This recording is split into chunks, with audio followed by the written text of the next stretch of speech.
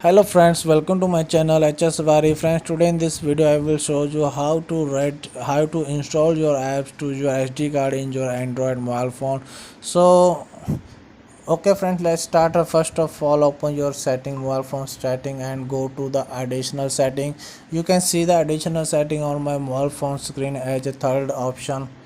Just open this additional setting. Now you have to go to the developer option. You can see the developer option here.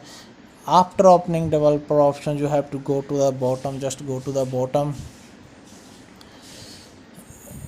Inside the developer option, you can see the third option, force allow app to write on external storage.